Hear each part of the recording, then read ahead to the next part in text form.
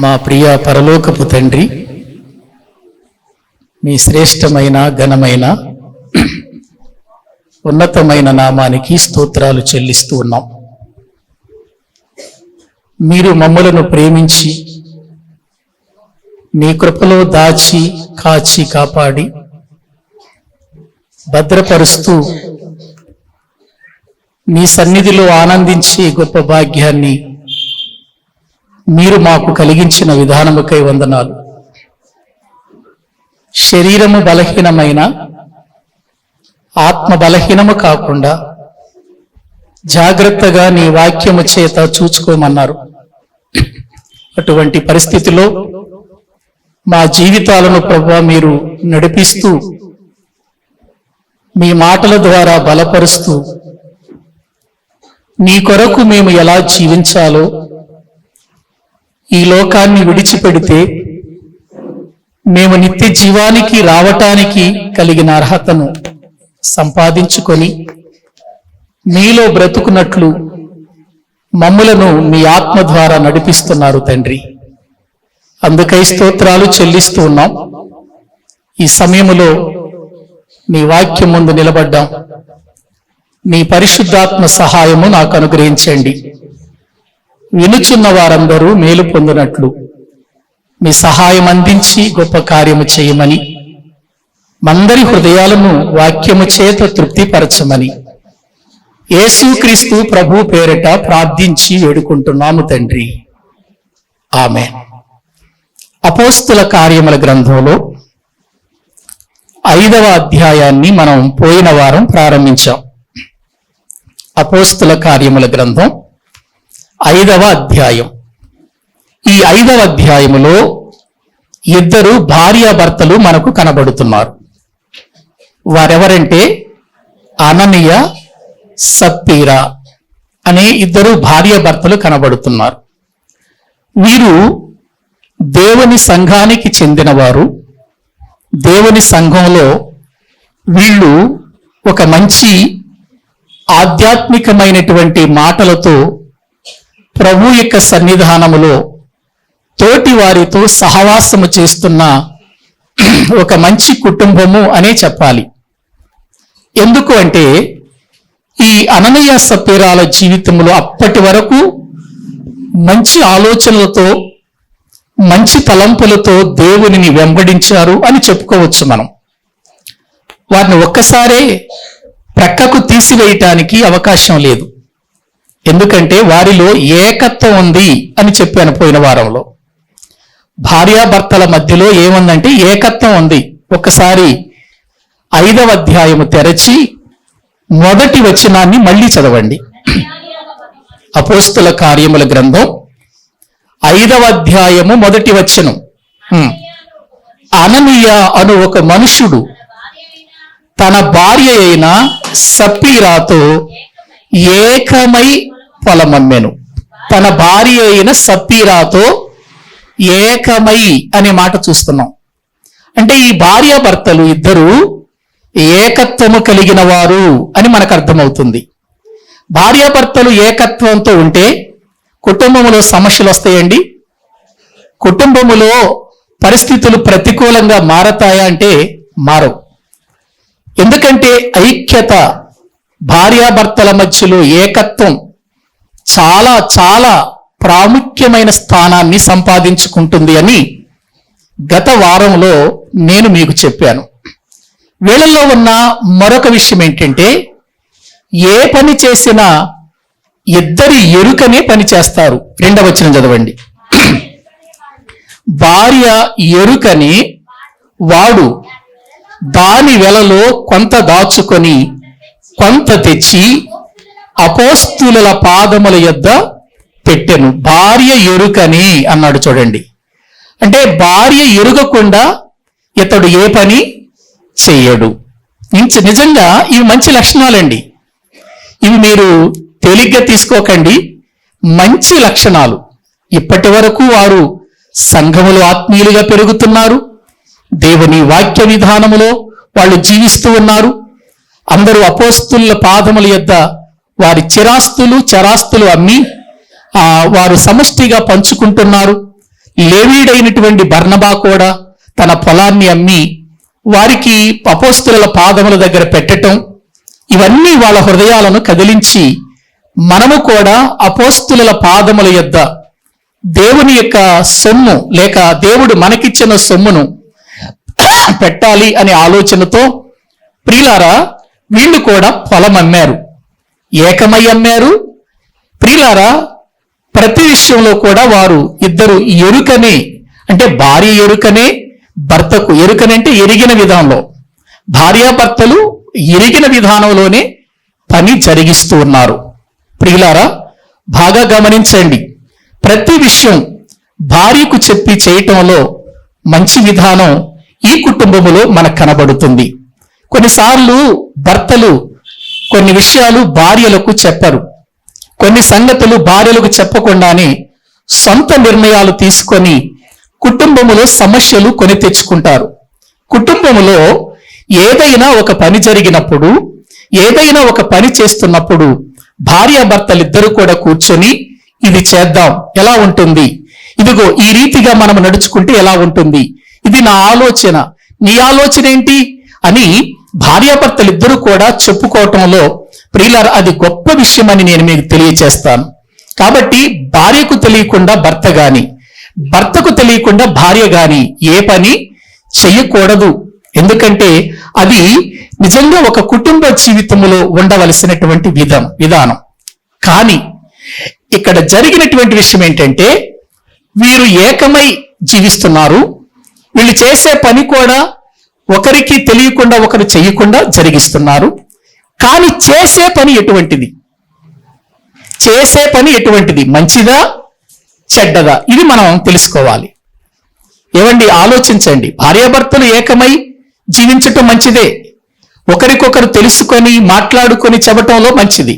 కానీ చేసే పని ఎటువంటిది అనేది మనకు అర్థం కావాలి. వీళ్ళు చేసిన పని ఏంటంటే పొలం అమ్మారు, ప్రియులారా దాచుకున్నారు, కొంత తీసుకొచ్చి అపోస్తుల పాదముల యొద్ద పెట్టారు. మంచి విషయమే. ప్రియులారా పొలం అమ్మారు, అది వాళ్ళ సొంత పొలం, కొంత దాచుకోవటంలో తప్పేం లేదు. వారు వారి యొక్క విషయాలను భవిష్యత్తుల గురించి ఆలోచించారేమో, అందుచేత కొంత దాచుకున్నారు, కొంత తీసుకొని ఇచ్చారు. కానీ జరిగిన విషయం ఏంటి అక్కడ అని మనం ఒక్కసారి ఆలోచిస్తే పేతురు గారు అడుగుతున్నాడు. ఒక్కసారి చూద్దాం రండి. బైబిల్ గ్రంథంలో మనము చూస్తే 3వ వచనం. అప్పుడు పేతురు, అననీయ నీ భూమి వెలలో కొంత దాచుకొని పరిశుద్ధాత్మను మోసపుచ్చుటకు సాతాను ఎందుకు నీ హృదయమును ప్రేరేపించను. ఇక్కడ గ్రహించండి, ఇక్కడ భార్యాభర్తలు ఒక తప్పు చెయ్యటానికి దాని వెనుక ఒక ప్రేరేపణ జరిగింది. ఏమండి బాగా ఆలోచించాలి. భార్యాభర్తలు ఇక్కడ తప్పు చెయ్యటానికి వారి వెనుక ఒక ప్రేరేపణ జరిగింది. ఎవరి ప్రేరేపణది? సాతాను ప్రేరేపణ. అంటే ఇప్పుడు అననీయ సప్పీరాలు ఒక తప్పు చెయ్యటానికి ఏకత్వంలో ఉండి కూడా వారు ఎరిగి కూడా ఒక తప్పు చేయటానికి బలమైన శక్తి వాళ్ళ వెనుక పనిచేసింది.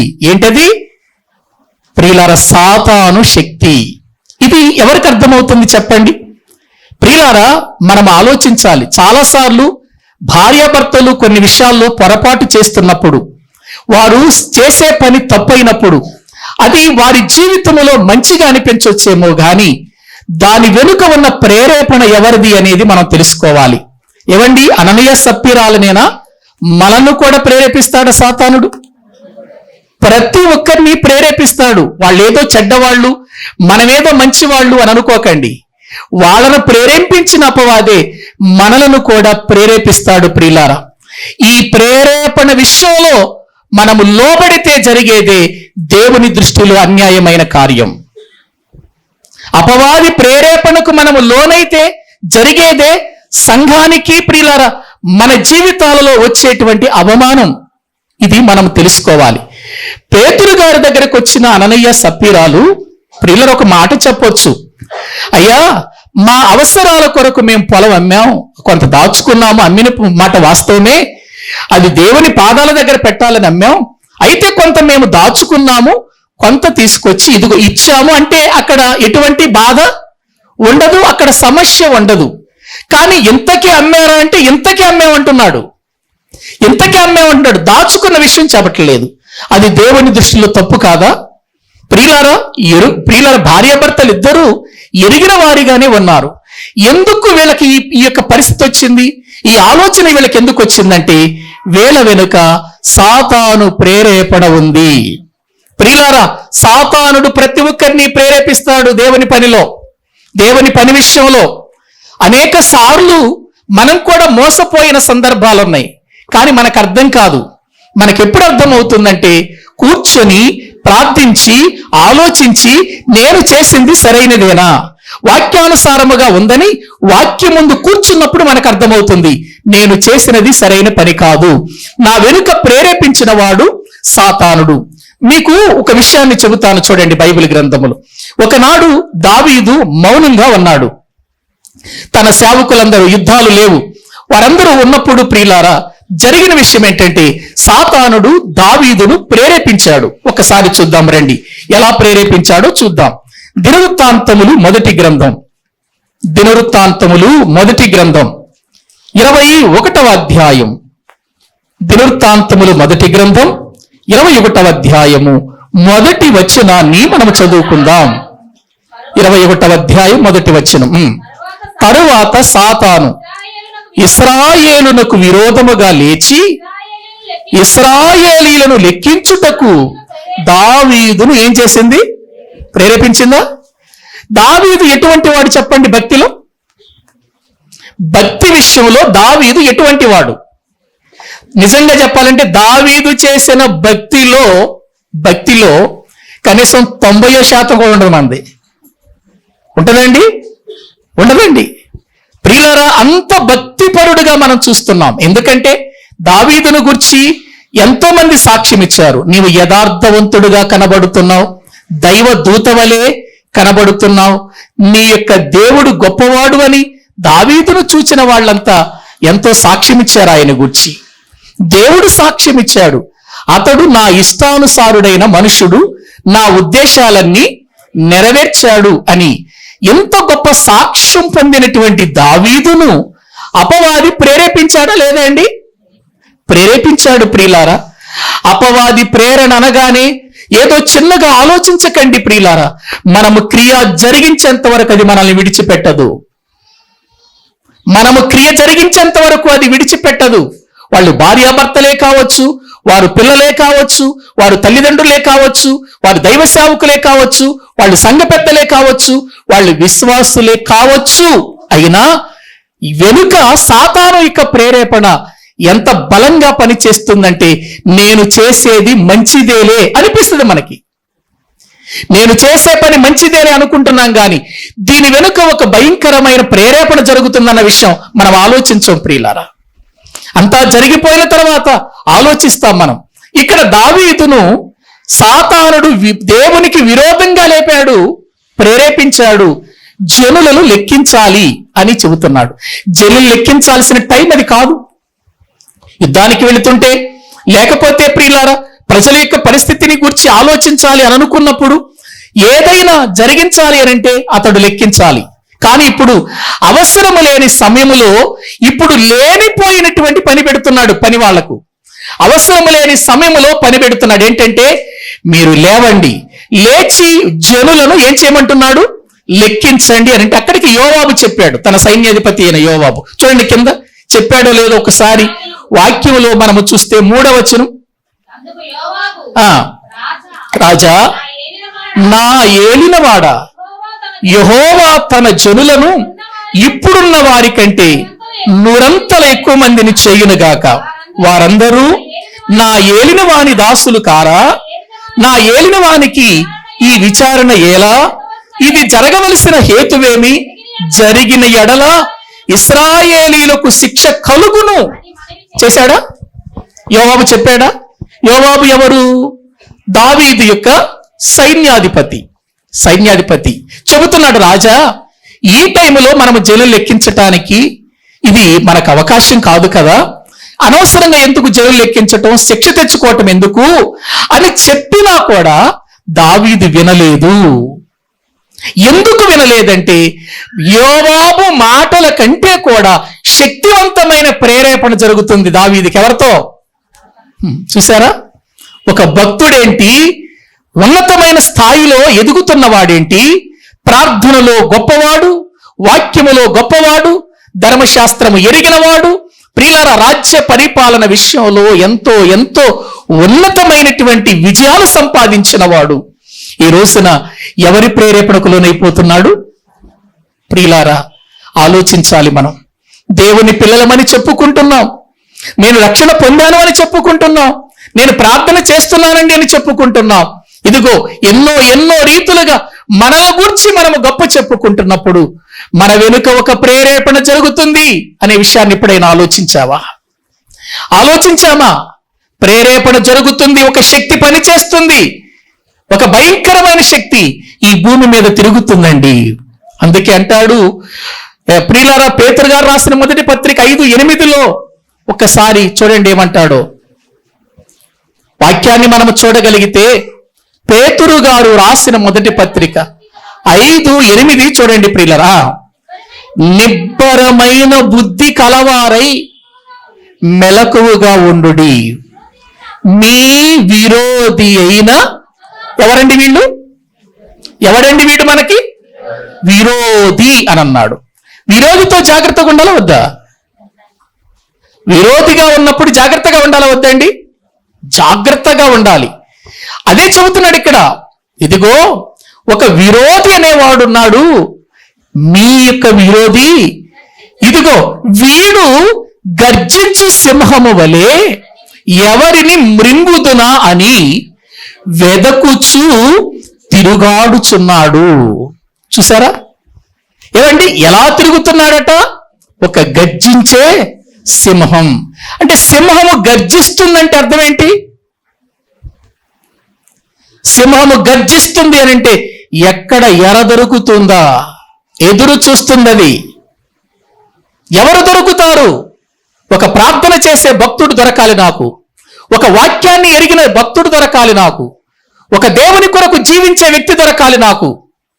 భక్తుడు ప్రియులారా ఎక్కడ ఉన్నారో వెతుకుతున్నాడు. ప్రియులారా వెతుకుతున్నాడు వాడు. గర్జించు సింహము వలె ఎవరిని మృంగుదునా అని అంటున్నాడు. చూడండి, మృంగుదునా అంటే నవిలే టైం లేకుండా ఉందాడికి. వాస్తవానికి ఒక సింహము నోట పడితే ముందేం చేస్తుంది? తన పళ్ళతో చీల్చేస్తుంది. కానీ ఇది చీల్చట్లా, దాన్ని తీసుకుని వెళ్ళి ఎక్కడో పెట్టి తినట్లా. ఏం చేస్తుంది? ఇది మృంగుతుంది అని అంటే నవిలే టైం లేకుండా ఉంది దీనికి. చూసారా, ఇప్పటికీ ఎంతో మందిని మింగేస్తుంది, యవనస్తులను మింగేస్తుంది, పెద్దలను మింగేస్తుంది, తల్లులను మింగేస్తుంది, ఇప్పుడు ఇలా ఎంతో మంది పిల్లలను మింగేస్తుంది. కానీ ఇది అర్థం కావట్లేదు మనకి. టైం లేదు దానికి, నవిలే టైం లేదు, త్వరగా పని చేయాలి. ప్రేరేపణ జరుగుతుంది ప్రియులారా, ఆలోచించాలి. అందుకే పైన ఆఖరి మాటలో ఒకటి అంటాడు, మీ కొరకు ఆయన చింతించుచున్నాడు అని అంటాడు. అదే వచనంలో, అదే అధ్యాయంలో ఆయన మిమ్మును గూర్చి ఎందుకు చింతిస్తున్నాడు? నా పిల్లలు విరోధికి ఎక్కడ ఆహుతైపోతారో ఆయన చింతిస్తున్నాడు. ఎంతగా నా కుమారుణ్ణి పంపించి సిలువలో నా కుమారుని బలి చేసి ఆ బలియాగము ద్వారా వారికి రక్షణ కలిగించి, వారికి వాక్యం ఇచ్చి, వారికి పరిశుద్ధాత్మనిచ్చి, ఇదిగో వారిని భూమి మీద ఈ అపవాది చేతిలో పడకుండా ఉండటానికి అన్ని కార్యక్రమాలు చేశాను నేను. చేసినా కూడా ఈ అపవాది అనేవాడు గర్జింసింహంలే తిరుగుచున్నాడు, ఎక్కడ నా పిల్లలు వాడి నోట్లోకి వెళ్ళిపోతారేమోనని ఆయన మన కొరకు చింతించుచున్నాడట. ఏమండి, అంతే కదండి. మన పిల్లల్ని మనం ఏదైనా ఒక ప్రమాదకరమైన పరిస్థితిలోనికి పంపిస్తున్నప్పుడు నా పిల్లలకు ఏం జరుగుతుందో, ఎక్కడ వాళ్ళు ఆహుతైపోతారో, ఎక్కడ వాళ్ళ జీవితాలు పాడైపోతాయో అనేటువంటి భయం మనకుండదండి, చింత. మన కొరకు ఆయన చింతిస్తున్నాడు. విరోధి చేతిలో ఎక్కడ పడిపోతామో, ఎక్కడ మన బ్రతుకులు నాశనం చేస్తాడో వాడు చింతిస్తున్నాడు. గ్రహించండి, ఇక్కడ జరిగింది అదే. దేవుని నమ్మిన వారు, దేవుని సంఘంలో ఉన్నవారు, దేవుని కొరకు బ్రతుకుతున్న వారిని వారి బలహీనతను చూచాడు, పట్టుకున్నాడు, ప్రేరేపించాడు. ప్రియులారా, అందుకే పేతురు గారు అంటున్నాడు, అననయ్య, ఇదిగో మీరు కొంత దాచుకొని కొంత దేవుని సన్నిధికి తీసుకొని వచ్చి మీరు ఎందుకు మీ హృదయమును సాతానుడు ప్రేరేపించెను? పరిశుద్ధాత్మను మోసపుచ్చుటకు మీలో ఉన్నది పరిశుద్ధాత్మ కదా. పరిశుద్ధాత్మను మోసపుచ్చుటకు ఎందుకు మీ హృదయమును సాతానుడు ప్రేరేపించాడు? ఎక్కడ మీరు బలహీనైపోయారు? ఏ విషయంలో జారిపోయారు మీరు? సాతాను ప్రేరేపించడానికి కారణం ఏంటి? ఎందుకు వాడిని ఎదుర్కోలేకపోయారు మీరు? చూసారా ఎన్ని ప్రశ్నలు వస్తున్నాయి అక్కడ. ప్రియులారా, ఆలోచించాలి. సాతాను యొక్క ప్రేరణ ఎరిగి ఉండాలి మనం.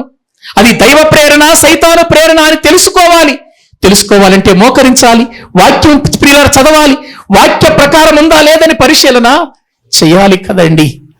ఈరోజు ఎంతో మంది మేము దేవుని నమ్మామనుకుంటున్నారు కానీ వారు అపవాది యొక్క బంధకాలలో ఉన్నారన్న సంగతి అర్థం కావట్లేదు.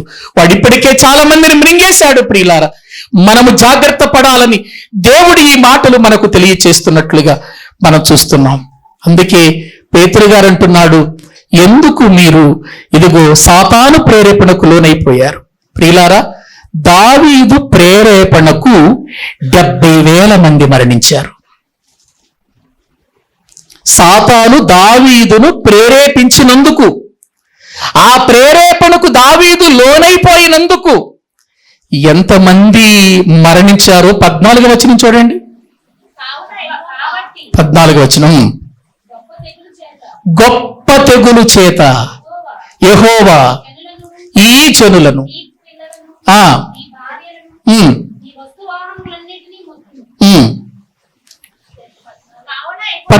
కావున యెహోవా పంపగా ఇశ్రాయేలీయులలో ఎంతమంది అండి? ఒక్క సాతాను ప్రేరేపణకు లోనవ్వటం వలన ఎంతమంది చచ్చిపోయారండి? ఎంత బలమైందో చూడండి. సాతాను ప్రేరణ ఎంత బలమైందో చూడండి. 70,000 మందిని, 70 మందిని కాదు, 70,000 మందిని, 100 మందిని కాదు. రాజ్యములో ఒక్క ప్రేరేపణ, ఎవరి ప్రేరేపణ? సాతాను ప్రేరేపణ 70,000 మందిని చంపింది అనంటే దాని శక్తి ఏంటో మీరు అర్థం చేసుకోండి. ఈ రోజున క్రైస్తవులకు సాతాను శక్తి అర్థం కాలేదు. యేసు రక్తమే జయం అంటే పోద్ది అనుకుంటున్నారు. ఏమండి, యేసు రక్తం జయం అంటే పోయేంత బలహీనురాలు కాదు అది. బలహీనుడు కాడువాడు, బలవంతుడు అని బైబిల్ చెబుతుంది. బలవంతుడు. యేసు రక్తమే జయం అంటే పోయేది కాదు. ఆ మాట వాడటం ఎక్కడ బైబిల్లో లేదు, అసలు ఎక్కడ పోయేది కాదండి. యేసు రక్తమే జయమని మనం అంటున్నాం. యేసునే శోధించడానికి వచ్చాడు వాడు. రాలేదా? యేసు ప్రభువును ఒక్కసారా ఎన్నిసార్లు శోధించాడో బ్రతికి ఉన్న కాలంలో. యేసు ప్రభువునే శోధించాడండి. ప్రియులారా, సాతాను బలము నోటి మాటతో యేసు రక్తం అంటే పోయేది కాదు. సాతానును ఎదిరించగలిగిన బలం మనలో ఉండాలి. సాతానుని ఎదిరించగలిగిన శక్తి మనలో ఉండాలి. దానితోనే మనము దాన్ని ఎదిరించగలుగుతాం. 70,000 మందిని ప్రియులారా వాడు చంపేశాడు. ప్రేరేపణ ఇచ్చి, ఆ దావీదు ప్రేరేపణకు లోబడటం వలన 70,000 మంది. ఆలోచించండి, ఈనాడు సాతాను ప్రేరేపణ వలన ఎన్ని కుటుంబాలు నాశనం అయిపోతున్నాయో, సాతాను ప్రేరేపణ వలన ఎన్ని ప్రియుల ఆత్మలు నశించిపోతున్నాయో, సాతాను ప్రేరేపణ వలన ఎంతమంది దేవునికి దూరం అయిపోతున్నారో ఆలోచించండి. ఇంకొక అద్భుతమైన మాట చెప్పనా? సాతానుడు మనుషులనే కాదు దేవుణ్ణి కూడా ప్రేరేపిస్తాడు. ఏంటి, అంత శక్తిమంతుడా? అంత శక్తిమంతుడా? అవునండి. యోబు గ్రంథం 2వ అధ్యాయం, యోబు గ్రంథం 2వ అధ్యాయము 3వ వచనం నుండి చదవండి. ఆ, నీవు నా సేవకుడైన యోబు సంగతి ఆలోచించితివా? అతడు యథార్థవంతుడును న్యాయవంతుడునై దేవుని యందు భయభక్తులు కలిగి చెడుతనమును విసర్జించిన వాడు భూమి మీద అతని వంటి వాడెవడును లేడు. నిష్కారణముగా అతనిని పాడు చేయుటకు నీవు నన్ను, చూసారా దేవుడు మాట్లాడుతున్న మాటలు ఇవి, నీవు నన్ను ప్రేరేపించినను అతడు ఇంకను తన యథార్థత వదలక నిలకడగా ఉన్నాడు. మాటి మాటికి యోబు విషయంలో సాతానుడు ఎవరి దగ్గరకు వస్తున్నాడు చెప్పండి? దేవుని దగ్గరికి వెళుతున్నాడు. నువ్వు అది ఇచ్చావు, ఇది ఇచ్చావు, అందుకే భక్తి చేస్తున్నాడు. ఆరోగ్యం ఇచ్చావు, భక్తి చేస్తున్నావు. పిల్లల్నిచ్చావు, భక్తి చేస్తున్నాడు. అందుకే ఇదిగో చుట్టుప్రక్కల కంచి వేశావు, భక్తి చేస్తున్నాడు. అవన్నీ తీసేస్తే ఇదిగో నీ ముందే దూషించేస్తాడు యోబు అన్నాడు. తీశాడు మొదట్లో కొన్నిటిని తీసేశాడు మొదటి అధ్యాయంలో. మళ్ళీ రెండవ అధ్యాయంలో మళ్ళీ వచ్చి అంటాడు, ప్రభు అడుగుతున్నాడు, చూసావా ఇన్ని జరిగినా, పిల్లలు చనిపోయినా, ఎద్దులు పోయినా, ఇదిగో అతనుకున్నటువంటి గొర్రెలు పోయినా, తనకున్నటువంటి ఆస్తి మొత్తం పోయినా, పనివారు చనిపోయినా, నా కుమారుడు నిలకడగా ఉన్నాడు. అంటే ఉరకనే ఉన్నాడు అనుకున్నావేంటి? అతనికి ఆరోగ్యం ఉంది కదా, ఒక్కసారి సెలవివ్వు, అతని ఆరోగ్యాన్ని క్షీణింపజేస్తాను, అతన్ని ఇదిగో బలహీనుని చేసేస్తాను, అసలు నీ కళ్ళ ఎదుటి నిన్ను దుష్టి చేస్తా అని అంటున్నాడు సాతానుడు. దేవుడు అంటున్నాడు, అతడు నన్ను విడిచిపెట్టడు, నా కొరకు బ్రతికేవాడు, యథార్థవంతుడు అతడు. ఎందుకు నిష్కారణముగా నీవు అతని గురించి నన్ను ప్రేరేపిస్తున్నావు? నువ్వు ఎంత ప్రేరేపించినా అతడు మాత్రం ఇదిగో నన్ను విడిచిపెట్టాడు. ఏంటండి దేవునికి అంత నమ్మకం ఉంది యోబు మీద? మన మీద ఉందా ఆయనకి నమ్మకం? మరి యోబు మీద ఉన్నంత నమ్మకం మన మీద ఉందా? చిన్న విషయాల్లో దేవునికి దూరం అయిపోయే మనం, చిన్న విషయాలలో ప్రార్థన ఎగ్గొట్టే మనం, చిన్న సమస్యల్లో దేవునికి ప్రియులరా విరోధ భావంతో బ్రతికే మనల్ని చూసి దేవుడు నా బిడ్డ నిలబడగలుగుతాడు నా కోసం, శ్రమైన శరీరం బలహీనమైన, ఇదిగో ఆత్మలో నేను నిలబెడతాను అతన్ని, నన్ను దూషించడు, నిలబెట్టి నిన్ను ఓడిస్తాడు. నిష్కారణముగా నీవు నన్ను ప్రేరేపించొద్దు. వెళ్ళు, చర్మం మీద, అతని ప్రాణం మీద తప్ప నీకు అన్ని అధికారాలు ఇస్తున్నాను, వెళ్ళిపో, చెయ్యి, ఏం చేస్తావో చెయ్యి, నా కొడుకుని పంపించేశాడు. కురుపులతో నింపేసింది మొత్తం అతని జీవితంలో. ప్రియుల ఆరోగ్యంగా ఆనందంగా ఉన్నవాడు గోనెపట్ట కట్టుకోవలసి వచ్చింది, బూడిదలో కూర్చోవలసి వచ్చింది, చిల్ల పెంకుతో తన యొక్క చర్మాన్ని ప్రియులారా గోక్కోవలసి వచ్చిన పరిస్థితి వచ్చింది. అయినా దేవుణ్ణి విడిచిపెట్టలేదు. అది సాతాను ప్రేరేపణని యోబుకు తెలుసు. ఈ శోధంలో నేను నిలవాలి, నా ప్రభు కొరకు నేను విజయాన్ని సంపాదించాలి అనుకున్నాడు. ప్రియులారా విజయాన్ని సంపాదించాడు. దేవుడు యోబును బట్టి ఆనందించాడు, యోబు సహనాన్ని బట్టి రాశాడు, యోబు యొక్క ఆత్మీయ జీవితాన్ని బట్టి రాశాడు. యోబు జీవితములో ప్రియులారా అపవాది ప్రేరేపణకు లోను కాలేదు. సాతానుడు ఎన్నిసార్లు ప్రభువుని ప్రేరేపించినా దేవుడు అన్నాడు, నువ్వు ఎన్నిసార్లు నన్ను ప్రేరేపించు, ఎన్ని అవకాశాలు ఇచ్చినా నా కుమారుడు నా కొరకు నిలబడతాడు అని ప్రియులారా చెప్పాడు. నిజంగా అదండి భక్తి జీవితంలో అపవాదిని సాతాను ప్రేరణ ఎదిరించటం అంటే.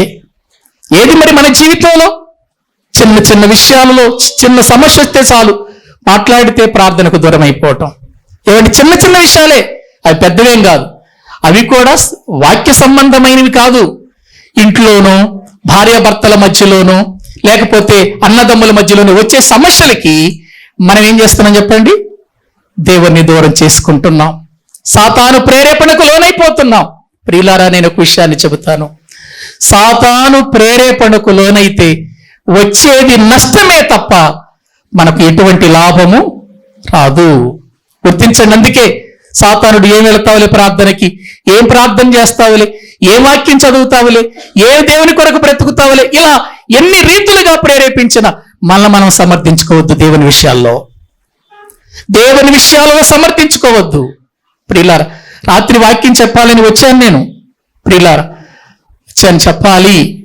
ఎందుకంటే దేవుని పని చేయకపోతే ఎలా? నేను బాగానే ఉన్నాను కదా, మాట్లాడగలను కదా.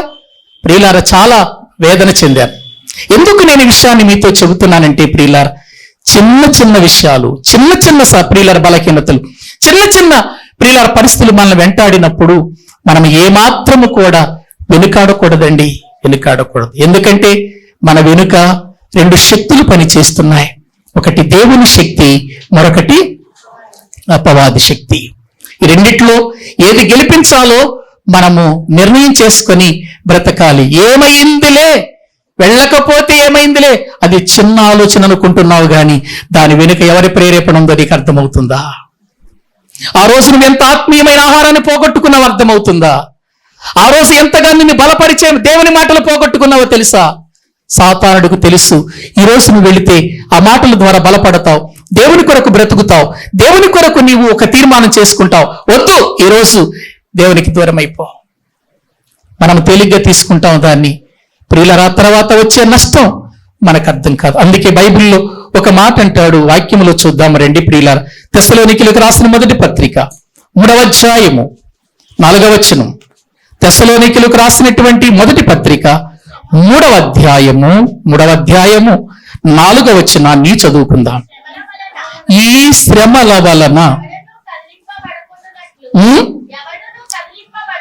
ఎవడును కదిలింపబడకయుండునట్లు మిమ్మును స్థిరపరుచుటకై మీ విశ్వాస విషయమైన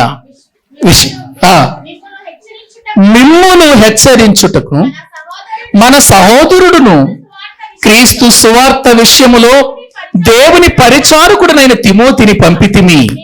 మేము నీ యొద్ద ఉన్నప్పుడు మనము శ్రమను అనుభవించవలసి ఉన్నదని మీతో ముందుగా చెప్పితిమి కదా, అలాగే జరిగినది. ఇది నీకును తెలియను. అట్టి శ్రమలను అనుభవించుటకు మనము నియమింపబడిన వారమని. ఏవండి, శ్రమలు అనుభవించుటకు ఏం చేయబడ్డామట? మనం నియమింపబడ్డాం. శ్రమలు అనుభవించుటకు నియమింపబడ్డాం. మనం ఈ భూమి మీద సుఖంగా ఉండటానికి నియమించబడ్డామా? ఉందక్కడ?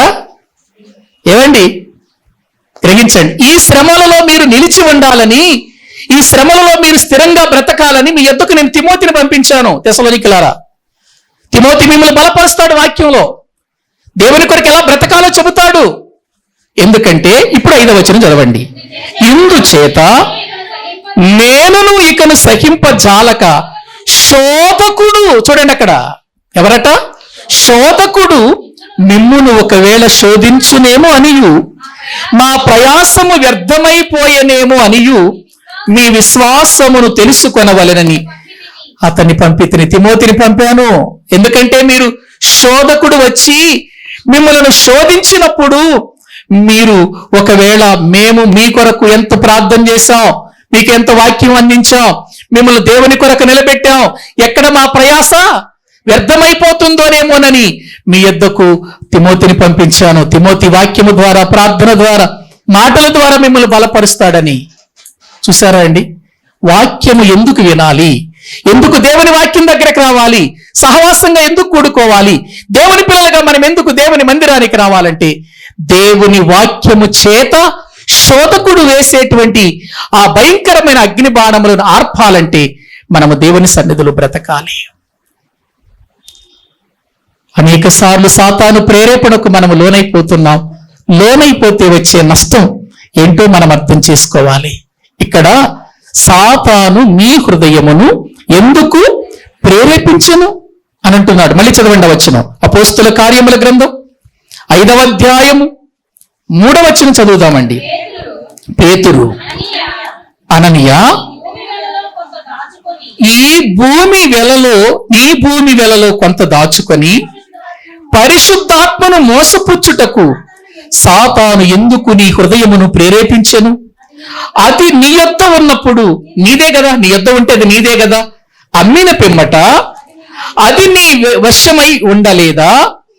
ఎందుకు ఈ సంగతి నీ హృదయములో ఉద్దేశించుకొనుచున్నావు? నీవు మనుషులతో కాదు దేవునితోనే అబద్ధమాడితివి. చూడండి, ఒక సాతాను ప్రేరేపణ ఎంత భయంకరమైన స్థితికి ఒక ఆత్మీయులు తీసుకెళ్ళిందో. అననీయ సప్పీరాల ఆత్మీయులు, వాళ్ళని ఏదో చిన్నగా ఆలోచించకండి. 5వ అధ్యాయం చదివి, వాళ్ళ జీవితంలో అంతకుముందు దేవుని మందిరములో చక్కగా దేవుని కొరకు బ్రతికిన వారు, సంఘంలో ఒక మంచి సభ్యత్వం కలిగిన వారు, దేవుని పనిలో సహకరించిన వాళ్ళు వీళ్ళంతా. కానీ వాళ్ళెక్కడ దేవునికి దూరం అయిపోయారంటే సాతాను ప్రేరేపణకు లోనైనందువలన. అదేనండి, దేవుని పిల్లలారా ఆలోచించాలి. మన బ్రతుకులో, మన జీవితంలో కూడా సాతానుడు అనేక సార్లు మనం ప్రేరేపిస్తాడు. అది మనం ఎరగాలి. పేతురు అంటున్నాడు, నీ భూమి కదది, నీవు అమ్మావు కదా, అది నీ వశంలోనే ఉంది కదా, ఎందుకయ్యా నువ్వు ఇలా చేశావు? ఈ సంగతి నీ హృదయంలో ఎందుకు ఉద్దేశించుకున్నావు? అసలు ఆలోచించు. ఉద్దేశించిన నీవు మనుషులతో, నాతో కాదు నువ్వు అబద్ధమాడింది, దేవునితోనే ఏం చేశావు? అబద్ధమాడావు. ప్రియులారా, ఎప్పుడైతే ఆ మాటలు అననీయ విన్నాడో ఏం జరిగిందో 5వ వచనం చదవండి. అననీయ ఈ మాటలు వినుచూని పడి ప్రాణము విడువగా వినిన వారందరికీ మిగుల భయము కలిగెను. అప్పుడు పరుచువారు లేచి వారిని బట్టతో చుట్టి మోసికొని పాతి పెట్టిరి. ఏంటండి ఇది? ఒక సాతాను ప్రేరేపణకు లోనైనటువంటి అననీయ దేవుని సావుకుని మాటలు వింటూనే వెనకకు పడి చచ్చిపోయాడు, మరణించాడు. నేను ఎందుకు ఈ మాటలు చెబుతున్నానంటే, ఒక సాతాను ప్రేరణ వెనుక ఎంత బలమైన శక్తి ఉందో మీరు ఆలోచించండి. మనం చిన్నగా తీసుకోకూడదు, దాన్ని తేలిగ్గా తీసుకోకూడదు. మనం సాతాను ప్రేరేపణ బలమైనది. అది దావీదును ప్రేరేపించింది, 70,000 మందిని పట్టణ పెట్టుకుంది. దేవుణ్ణి ప్రేరేపించింది ఒక నాయకుడు. ప్రియులారా, ఇదిగో ప్రభు నిలబెట్టగలిగినటువంటి వానిగా చూశాడు. ఇక్కడ ఎందుకంటే యోబు సాతాను ప్రేరేపణకు లోను కాలేదు, దేవుడు చెప్పిన విధానములో నడిచాడు. ఇక్కడ సాతాను ప్రేరేపణకు లోనైన అననీయ పేతురు గారి ఎదుటనే అబద్ధమాడిన సంగతి వింటూనే వెనుకకు పడి మరణించాడు. అంటే సాతాను యొక్క ప్రేరేపణలో ఎంత బలమైనటువంటి శక్తి ఉందో మీరు ఒకసారి ఆలోచించండి. చిన్నగా ఆలోచన చేస్తున్నాం. మనం చివరి దినాల్లో ఉన్నాం, ఆఖరి దినాల్లో ఉన్నాం. ప్రియులారా, చాలా జాగ్రత్త వహించాలి. మనం భక్తి అంటే మందిరానికి వచ్చి కూర్చుని పాటలు పాడి ప్రార్థన చేసుకొని వాక్యం విని వెళ్ళిపోవటం కాదు. సాతాను ప్రేరేపిస్తున్న సమయంలో మనం వాడిని ఎదుర్కొనేటువంటి బలవంతులము కావాలి. అందుకే క్రీస్తు యేసున కృపచేత బలవంతుడు కమ్ము. నువ్వు బలహీనుడు అయిపోతే వాడిని నీ వెంట పడతాడు. ప్రార్థనలో బలహీనుడువా, నీ వెనక వచ్చేస్తాడు వాడు. ఇంతవరకు ప్రార్థన చేసే వ్యక్తి ప్రార్థనలో తగ్గిపోయాడు. ఇంతవరకు దేవుడింటి ఆసక్తి కలిగిన వ్యక్తి ఆసక్తి తగ్గిపోయింది. ఇప్పుడు ఈ వ్యక్తి మనకు దొరికాడు, ఈమె మనకు దొరికింది. ప్రియులారా, వాడు ఎంత భయంకరమైన వ్యక్తి అంటే ఒక్క మాట చదివించి నేను ప్రార్థన చేస్తానండి. బైబిల్ గ్రంథంలోనికి రండి ప్రియులారా. హోషియా గ్రంథం, దేవుని వాక్యాన్ని ప్రియులారా మనం చూడగలిగితే వ్రాయబడినటువంటి ఆ విషయాలను ప్రియులారా మనం ఒక్కసారి ఆలోచన చేద్దామండి. దేవుని వాక్యాన్ని మనం చూడగలిగితే అక్కడ వ్రాయబడినటువంటి విషయాలు ఇలా ఉన్నాయండి. చూద్దాం ప్రియులారా. క్షమించండి, హబక్కూకు గ్రంథం మొదటి అధ్యాయం 4వ వచనము నుండి చదువుదామండి. 4వ వచనం, మొదటి అధ్యాయము 14వ వచనం చదవండి. క్షమించండి, 14వ వచనం. ఏలిక లేని చేపలతోనూ ప్రాకు పురుగులతోనూ నీవు నరులను సమానులుగా చేసితివి. వాడు ఏమేశాడట? గాలను వేసి మానవులందరినీ గుచ్చి లాగి ఉన్నాడు. ఉరులు వగ్గి చిక్కించుకొనుచున్నాడు. వాడు తన వలతో వారిని కూర్చుకొని సంతోషపడి గంతులు. ఏవండి, వాక్యము వింటున్నటువంటి మనం ఆలోచించండి. శత్రువు అనేవాడు చేస్తున్న పనేంటో తెలుసా? అక్కడ 3 ఆయుధాలు వాడుతున్నాడు. ఒకటి గాలం, రెండవది ఉరులు, మూడవది వల. మనుషులు లాగటానికి, తన సొంతం చేసుకోవటానికి అపవాది వేస్తున్నటువంటి విధానం చూడండి. ఒకటి గాలం. ఏవండి, గాలానికి ఒకటే పడుతుంది. ఏవండి, గాలానికి ఒక చేపే పడుతుంది. గాలము ఉపయోగిస్తున్నాడు వాడు. ఒక్కొక్క దాన్ని బయటికి తీయాలి, ఒక్కొక్కడిని పట్టుకోవాలి. ఎక్కడున్నాడు? క్రీస్తు పరిశుద్ధ ప్రార్థన మందిరములో ఎవరు ఆత్మీయంగా బలహీనంగా ఉన్నారు? ఏ వ్యక్తి దేవునికి దూరం అయిపోతున్నారు, వెనకబడిపోతున్నారు? గాలం, ఆ వ్యక్తి మీద గాలం. గాలం వేసేవాడు ప్రియమైన దేవుని బిడ్డలను ఒట్టి గాలం తీసుకెళ్ళాడు, దానికి ఎర పెడతాడు. అవునా? గాలం వేసేవాడు దానికి ఎర పెడతాడు. ఎరబెడితే చిన్న చేప పడుతుంది. కొంచెం పెద్ద చేప పడాలంటే ప్రియులరా చిన్న చేప పెడతాడు. ఇంకా పెద్ద చేప పెడాలంటే పెద్ద గాలానికి ఇంకో పెద్ద చేప పెడతాడు. అంటే గాలము వేసే టైంలో గాలానికి ఎర పెడతాడు. ఈనాడు క్రైస్తవులకు కూడా ఎర పెట్టేశాడు. ఈరోజు 1000 రూపాయలు పడుతున్నాయి. ఆదివారం ఆరాధనకి వెళ్ళకపోతే ఏమైంది? ఈరోజు మనకు పెద్ద ఫంక్షన్ జరుగుతుంది, ఫంక్షన్లో తినడానికి వెళదాం. మందిరానికి వెళ్తే ఎవరు పెడతారు మనకు? ఏమండి, ఎన్నిసార్లు చెప్పానండి ఈ విషయాలు మీకు, ఎన్నిసార్లు చెప్పాను. అయినా మన పరిస్థితి ఎలాగుందంటే ఇప్పుడు ఇలారా, దేవునికి తొందరగా మనము దూరమైపోయే పరిస్థితిలో ఉన్నాం. అపవాది గాలం వేస్తున్నాడు. ఈరోజు నీకు 2000, ఈరోజు నీకు 3000. ఇదిగో ఈరోజు నీకు కావలసినంత చికెన్, మటన్ మీ ఆయన తీసుకొచ్చాడు, వండుకో, కడుపు నిండా తిను, పడుకో. సాతాను ప్రేరణ. ఇవి నవ్వటానికి నవ్వుకిల మాటలు కాదు. ఇవి మన బలహీన చేయటానికి, మన ఆత్మల నాశనం చేయటానికి గాలం వేస్తున్నాడు, ఆశ చూపిస్తున్నాడు. వెళుతున్నాం, గాలములో పడిపోతున్నాం. మనము ఆడు పెట్టిన ఎరా తినలేము, లోపల ఉన్న ముళ్ళు మనకు గుచ్చుకుంటుంది, బ్రతికి మళ్ళీ జీవంతో రాలేం. రెండవది ఉరులు ఒడ్డుతున్నాడు. ఉరులు గాలానికి పడేవాడు గాలానికి పడి, ఇప్పుడు ఉరులు ఎక్కడ గుంపు ఉంటుందో, చిన్న గుంపు ఉంటుందో అక్కడ ఊర్లేస్తాడు.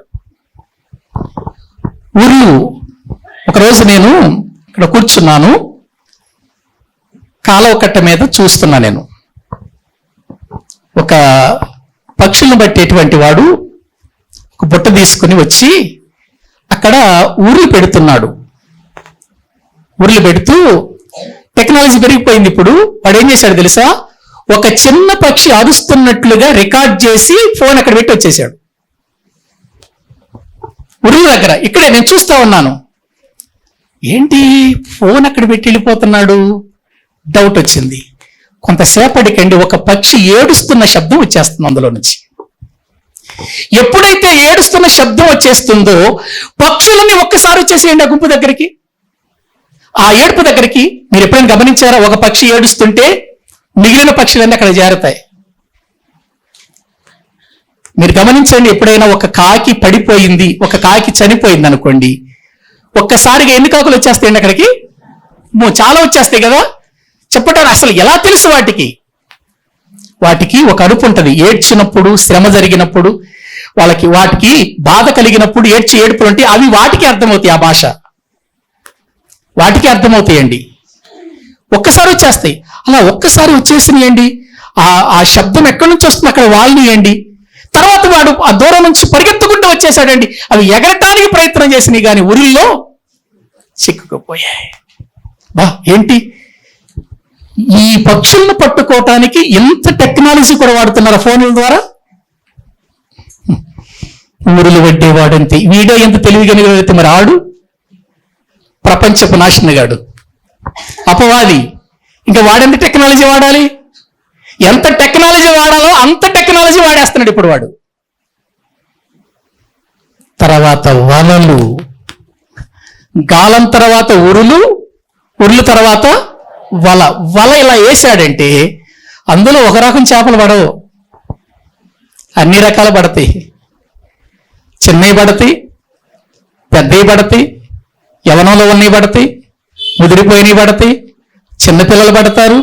ఏమండి, వాళ్ళలో మళ్ళీ రకరకాల చేపలు, మూసలు పడతాయి, బొచ్చులు పడతాయి, రాగెండ్లు పడతాయి, అబ్బో కొరమేళ్లు పడతాయి, ఎన్ని రకాల చేపలు పడతాయి అందులో. ఇది వల. మీరు ఎంత టెక్నాలజీ వాడుతున్నాడో ఒక్కసారి ఆలోచించండి అపవాది. ప్రియులారా, అపవాదిని తేలిగ్గించనికండి. నేను యూత్కి అదే చెబుతున్నాను. సాతాను శాస్త్రం, గత 2 వారాల నుంచి సాతాను శాస్త్రాన్ని గురించి మాట్లాడుతాను. ఏంటి, సాతాను కూడా ఒక శాస్త్రం ఉందా? ఆశ్చర్యపోతున్నారు వాళ్ళు. ప్రియులారా, గమనించండి. సాతాను శక్తిని గురించి మనకు అర్థం కాకపోతే మన శక్తిని మనం పెంచుకోలేం. ఎందుకంటే ఎవడైనా సరే ప్రియులారా, సాతాను యొక్క శక్తి కంటే బలమైన శక్తిని సంపాదించుకోకపోతే సాతాను ఏం చేయలేడు, జయించలేడు. ఒక బలవంతుడిని బంధించాలంటే వాడికంటే మనం ఏమై ఉండాలి, బలవంతులమై ఉండాలి. ఒక రాజు యుద్ధానికి వెళుతున్నప్పుడు వచ్చే శత్రువు బలమని ఎరగకపోతే వారి యొక్క చేతిలో చిక్కుకుపోతాడు. అందుకే వచ్చే శత్రువు ఎలా వస్తున్నాడు, ఎంత బలంతో వస్తున్నాడు, ఎంత బలగంతో వస్తున్నాడని ఆలోచించి ప్రియులారా ఉన్నటువంటి సైన్యాన్ని ఎలర్ట్ చేసి వాళ్ళని మంచి శక్తివంతులుగా చేసి పంపిస్తాడు. ప్రియులారా, ఒక సంఘంలో ఒక కుటుంబాన్ని నాశనం చేయటానికి సాతానుడు ఎంతగా ప్రేరేపిస్తున్నాడో ఆలోచించండి. భక్తిలో ఎదుగుతున్న అననీయ సపీరాల యొక్క జీవితం వెనుక వాళ్ళు పడిపోవటానికి నెంబర్ 1 వాళ్ళ బలహీనత. ప్రియులారా, మరొకటి సాతాను యొక్క ప్రేరేపణ. మన బలహీనతను చూసే సాతానుడు మనల్ని ఏం చేస్తాడు, ప్రేరేపిస్తాడు. బలవంతులై ఉండుడి, శక్తిమంతులై ఉండండి. దేవుని వాక్యములో ప్రియులారా సాతాను వేసే అగ్ని బాణములను ఆర్పుటకు శక్తిమంతులై ఉండండి అన్నాడు ఎఫెసీయులకు రాసిన పత్రిక 6వ అధ్యాయములో. మరి ఈరోజు మన కుటుంబాలు ఎలా ఉన్నాయి? మనం ఏ పని విషయంలో ఏకమవుతున్నాం? భార్యాభర్తలుగా మంచి పని విషయంలో ఏకమైతే అది దీవెనకరమే. ఒక చెడ్డ ప్రియుల విషయంలో ఏకమైతే నీ ఇంటిలో నీవు దుఃఖాన్ని చూడవలసి వస్తుంది, నీ ఇంటిలో నీవు వేదన చూడవలసి వస్తుంది, నీ ఇంటిలో నీవు బాధలు చూడవలసి వస్తుంది, నీ ఇంటిలో నీవు మరణాన్ని చూడవలసి వస్తుంది. ఈ రోజున మన జీవితాలలో ఒకవేళ సాతాను ప్రేరేపణకు లోనవుతున్నామేమో. లోనైన అననీయ అందరి ఎదుటని సంఘము చూస్తూ ఉండగానే వెనుకకు పడి మరణించాడు. సంఘానికి భయము కలిగింది. మరి ఈరోజు మనకు భయం కలగాలి. ప్రభు కొరకు బ్రతకటానికి ఒక మంచి భక్తి జీవితంతో ప్రభు సన్నిధిలో ముందు కొనసాగుదాం. తలల వంచండి, ప్రార్థన చేసుకుందాం. తలల వంచండి, ప్రార్థన చేసుకుందాం. ప్రభునందు ప్రియులారా, దేవుని యొక్క వాక్యము వింటున్న మన జీవితాల్లో ఒక ఆత్మీయ కుటుంబాన్ని పాడు చేయటానికి వారి బలహీనతను సాధనంగా వాడుకున్నాడు సాతానుడు. నిన్ను నన్ను పాడు చేయటానికి ఎందుకు వాడుకోడనుకుంటున్నావు? ఒక భక్తిపరుడైన దావీదును ప్రేరేపించి 70,000 మంది మరణానికి కారకుడయ్యాడు. రేపు నీ యొక్క జీవితంలో, నా జీవితంలో ప్రియులారా, సాతాను యొక్క బలం ఎంతదో తెలుసుకోకపోతే చిన్న చిన్న విషయాలలో ప్రియులారా మనము దేవునికి దూరం అయిపోతే వాడు ఆ బలహీనతనే సాధనంగా వాడుకొని మన ఆత్మీయ జీవితాలను, మన కుటుంబ జీవితాలను పాడు చేయటానికి, వాడు నాశనం చేయటానికి గాలం పట్టుకున్నాడు, ఊరులు పట్టుకున్నాడు, వల వేస్తున్నాడు. ఆ వలలకు ధూపం వేసుకొని ఆనందపడిపోతున్నాడు. ఎక్కడ మనము దేవునికి దూరం అయిపోతున్నాం, జారిపోతున్నాం, ప్రభు బల యొద్దకు వస్తున్నాము. జాగ్రత్తగా ఉందాం. ఇప్పటికైనా ఈ 2025వ సంవత్సరములోనైనా ఒక మంచి ఆత్మీయ బలమైన వ్యక్తిగా ఎదగటానికి మనము సిద్ధపరుచుకుందాం. ప్రార్థన చేసుకుందాం. పరిశుద్ధుడైన తండ్రి, ప్రేమ కలిగిన ప్రభువా, మీకు వందనాలు. మీ సన్నిధానములో నిలబెట్టి నీ వాక్యాన్ని బోధించేవానికి నన్ను చేశారు. అందుకై మీకు స్తోత్రాలు నాయన. నీ సన్నిధిలో నన్ను బలపరిచినందుకు నీకు స్తోత్రాలు. నీ వాక్యము చేత నన్ను ఆదరించినందుకు స్తోత్రాలు. సంఘ ప్రార్థన వలన మీరు ప్రభువా మీ సహాయం అందించినందుకు స్తోత్రాలు. ఎంతో మంది జీవితాలలో ప్రభు నాయన చేసిన ప్రార్థన వ్యర్థము కాకుండా మీ నామాన్ని మీరు హెచ్చించుకుంటున్నందుకు వందనాలు. ఎటువంటి పరిస్థితులు వచ్చినా సాతాను ప్రేరేపణకు లోను కాకుండా నాయన మీ సన్నిధిలో ఎలా జీవించాలో నాయన యోబు జీవితం మా ముందు పెట్టారు. మేము ఎలా బ్రతకాలో తెసలోనిక సంఘమును మా ముందు పెట్టారు తండ్రి. కాబట్టి మా బ్రతుకులు, మా జీవితాలు ఎక్కడ కూడా నీకు దూరము కాకుండా క్రీస్తునందు ఎప్పటికప్పుడు బలవంతులుగా ప్రార్థన శక్తితో, వాక్యపు శక్తితో, విశ్వాసం యొక్క నాయన పోరాటములో మా జీవితాలు ఎల్లప్పుడూ కూడా బలంగా క్రీస్తునందు చేయమని ప్రార్థిస్తున్నాం. ప్రభు శరీరము, ప్రభు రక్తము మా ముందుండగా మేము ప్రభు శరీరములో రక్తములో పాలు పంపులు పొందుచుండగా మీ సన్నిధి మాతో ఉంచి నడిపించి బలపరచమని మీ చేతులకు అప్పగించుకుంటూ యేసు ప్రభు పేరిట ప్రార్థించి వేడుకుంటున్నాము తండ్రి. ఆమేన్. మన తండ్రి అయిన దేవుని ప్రేమ, ఆయన కుమారుడైన యేసుక్రీస్తు వారి కృప, పరిశుద్ధాత్మ నిత్య సహాయము సన్నిధి కూడిన మనకును సకల పరిశుద్ధులకును సదాకాలము తోడయుండి నడిపించునుగాక. ఆమేన్. అందరికీ వందనాలు.